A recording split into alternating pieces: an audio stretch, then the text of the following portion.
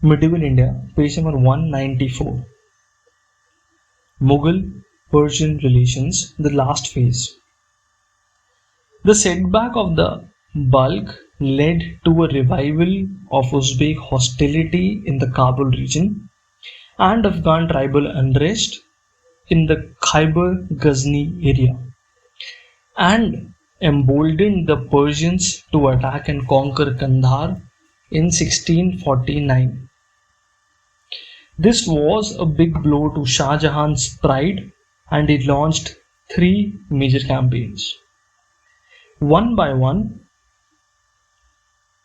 under princes of blood to try and recover Qandhar.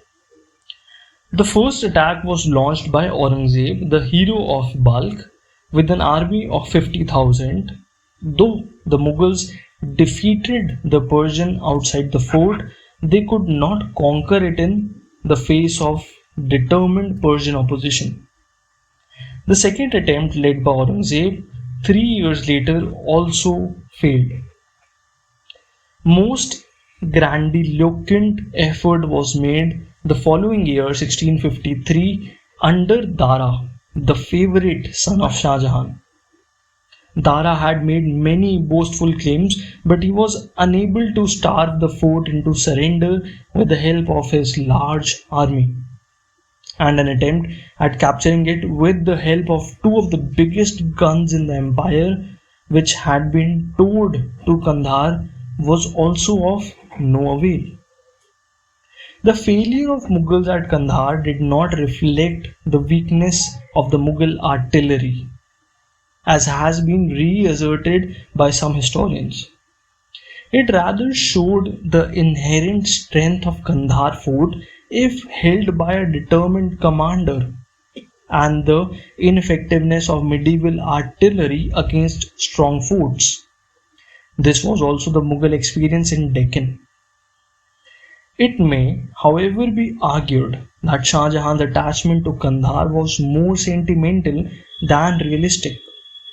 With the growing enfeeblement of both the Uzbeks and Safavids, Qandhar no longer had the same strategic importance as it had earlier.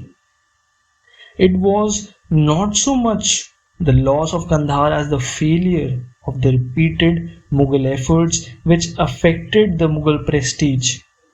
But even this should not be unduly exaggerated, for the Mughal Empire remained at the height of its power and prestige during Aurangzeb's reign. Even the proud Ottoman Sultan sent an embassy to Aurangzeb in 1680 to seek his support. Aurangzeb denied not to continue the futile contest over Qandhar and quickly resumed diplomatic relations with Iran. However, in 1668, Shah Abbas II, the ruler of Iran, insulted the Mughal envoy, made disparaging remarks against Aurangzeb, and even threatened to invasion. The causes of this are not clear. It seems that Shah Abbas II was an unstable character. There was a flurry of Mughal activity in the Punjab and Kabul, but before any action could take place, Shah Abbas II died. His successors were non-entities, and all Persian dangers to the Indian frontier disappeared till a new ruler, Nadir Shah, came to power more than 50 years later. It will thus be seen that, on the whole, the Mughals succeeded in maintaining a scientific frontier in the northwest based on the Hindu Kush on one side and the Kabul-Ghazni line on the other, with Qandhar as its outer bastion. Thus, their basic foreign policy was based on defense of India. The defense of this frontier line was further buttressed by diplomatic means. Friendship with Persia was its keynote despite temporary setbacks over the question of Qandhar. The oft-proclaimed desire of recovering the Mughal homelands was really used as a diplomatic ploy. for it was never seriously pursued. These military and diplomatic means adopted by the Mughals were remarkably successful in giving India security from foreign invasions for a long time.